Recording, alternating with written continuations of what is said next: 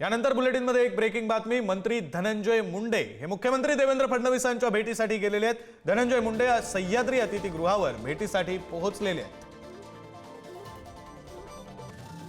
बातमी आपण पाहतोय, धनंजय मुंडे हे आता सह्याद्री अतिथीगृहावर पोहोचलेले आहेत। मुख्यमंत्री देवेंद्र फडणवीस यांच्या भेटीसाठी म्हणून धनंजय मुंडे हे सह्याद्री अतिथीगृहावर पोहोचलेले आहेत। मंत्री धनंजय मुंडे हे मुख्यमंत्र्यांच्या भेटीसाठी गेलेले आहेत। खरं तर मागच्या काही दिवसांपासून धनंजय मुंडे यांचं नाव सातत्यानं राज्यभरात चर्चेत आहे आणि त्यासाठी कारण म्हणजे बीडमधली प्रकरणं। मात्र आज धनंजय मुंडे नेमके कशासाठी भेटण्यासाठी गेले त्याचा तपशील घेऊया। आपले प्रतिनिधी सुशांत सावंत आपल्यासोबत आहेत। सुशांत, त्यामुळे मागील काही दिवसापासून राज्यात बीडचं प्रकरण गाजतंय आणि धनंजय मुंडेंवर देखील आरोप जे आहेत ते विरोधक असतील किंवा सत्ताधारी पक्षातील आमदार जे आहेत ते करू लागलेत। मात्र थोड्याच वेळापूर्वी धनंजय मुंडे जे आहेत ते सह्याद्री अतिथीगृह येथे मुख्यमंत्र्यांच्या भेटीसाठी गेलेले आहेत। त्याचं मुख्य कारण म्हणजे आज मुख्यमंत्र्यांनी विविध विभागांची जी आहे ती बैठक बोलवलेली आहे।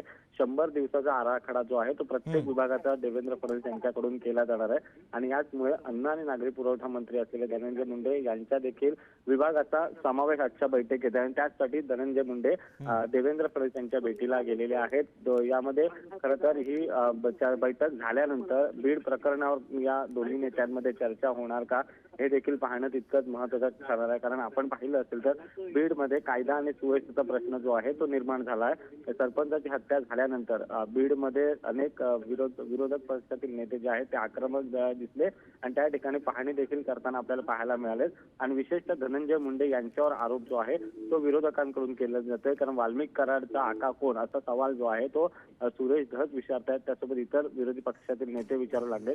त्यामुळे आजची बैठक विभागाची बैठक झाल्यानंतर देवेंद्र फडणवीस हे धनंजय मुंडे यांच्यासोबत वेगळी काही चर्चा करणार का हे देखील बघणं तितकंच महत्त्वाचं ठरणार आहे। विक्रांत, खरं आहे सुशांत, नेमकी काय चर्चा होते याकडे तुम्ही सुद्धा लक्ष ठेवून राहा। तुर्तास धन्यवाद दिलेल्या या सगळ्या तपशिलासाठी।